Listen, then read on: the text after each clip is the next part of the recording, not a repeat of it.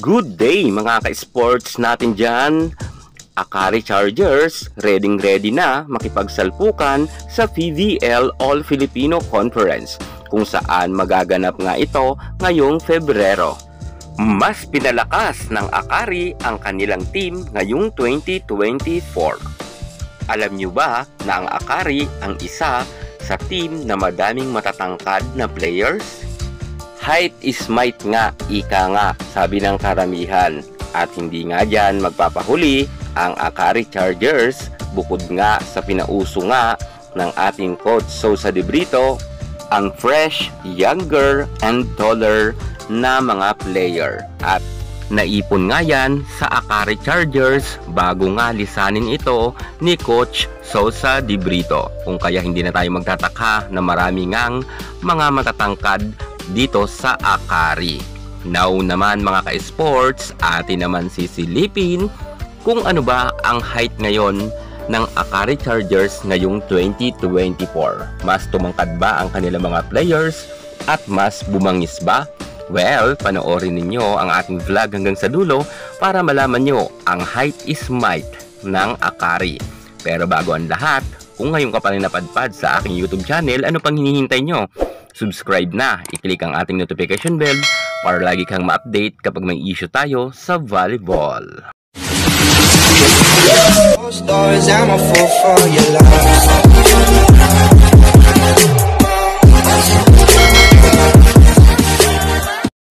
Eto na nga mga ka-sports natin dyan, ang Akari Chargers. Height is might, huwag na natin patagalin. Unahin na natin dyan ang isa sa mga pinakamatangkad at pinakamagaling nga at palaban na players nila. Walang iba kundi ang nag-iisang Dindin Santiago Manabat, ang kanilang opposite hitter na kung saan meron nga itong height na 6'2".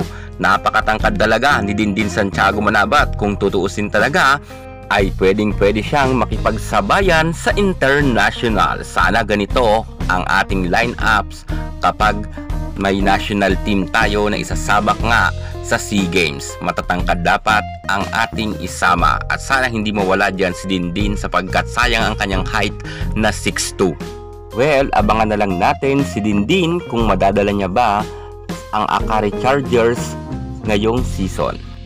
At hindi lang si Dindin Santiago Manabat ang matangkad nga sa Akari. Tulad ng sabi ko, naipon nga dito ang mga players na matatangkad. Kung saan meron pa nga ditong kapalitan naman sa middle blocker na posisyon ang karamihan na matatangkad gaya nga ni Rosel Baliton na may height nga na 6'1". Nasa bench man si Baliton pero maituturing natin na isa talaga siya sa mga key players din dapat sapagkat nga sayang rin ang kanyang height. Sana ay isama nga siya sa first 6. Sayang kasi ng kanyang tangkad kung hindi ito magagamit. Pero mga ka-sports, magagaling rin kasi ang mga middle blocker nga ng Akari gaya nga ng ating ipapasilip sa inyo.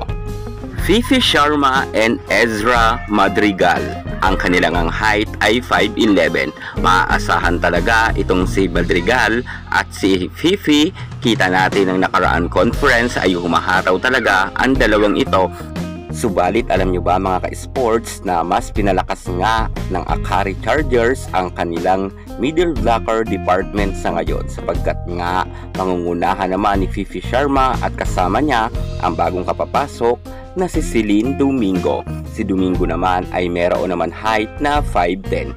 Hindi man siya ganoon katangkaran kila Fifi Sharma pero alam natin na talagang palaban si Celine Domingo at marami na itong nasungkit na award na best middle blocker. At kita naman natin na kahit sabihin natin mga ka-sports na hindi siya ganoon katangkad pero humaharaw talaga at mabangis nga sa loob ng court. Dahil nga sa kanyang daming napatunayan kung kaya nga isa siya sa mga napili ng Akari Chargers para nga maging parte ng kanilang team. Dumako naman tayo sa kanilang outside hitter. Hindi sila mauubusan ng matangkad sapagkat narito pa nga ang isa sa mga magagaling at talagang masasabi natin na palaban na si Faith Nisperos. ang outside hitter na mayroon ngang height na 5'11".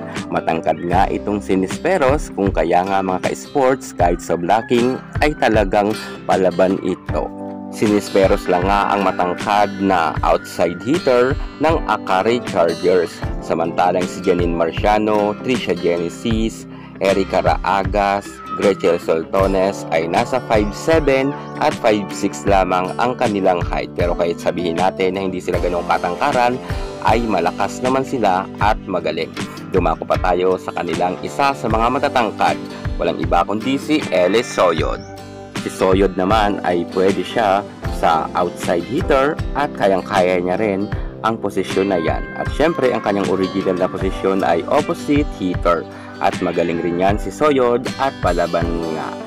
So ayan na nga mga ka-sports natin dyan, inyo nang nakilala ang mga matatangkad na players ng Akari Chargers. Yung mga hindi na natin nabanggit mga ka-sports, ibig sabihin ay mga mabababa na sila at hindi nga katangkaran. Ito lang po yung mga matatangkad na players ng Akari. Marami pa rin sila at 7 silang star players na matatangkad. Sa tingin nyo mga ka-sports natin dyan, kayang-kaya na kaya makapag-podium finish ng Akari Chargers ngayon conference? Kung sa tingin nyo mga ka-sports, comment naman kayo dyan sa baba kung kaya na nilang makapasok sa Magic 4 dahil nga sa kanilang katangkaran ay lamang daw di umano ang Akari. Well, kung talagang magaling na sila dahil nga lamang sila sa katangkaran, abangan na lang natin ang kanilang nalalapit na laban sa PDL All Filipino Conference at madalas nga tayong mag-a-update ng kanilang mga games. Yan muna ang pinaka-latest natin sa mundo ng volleyball. Thank you so much. God bless!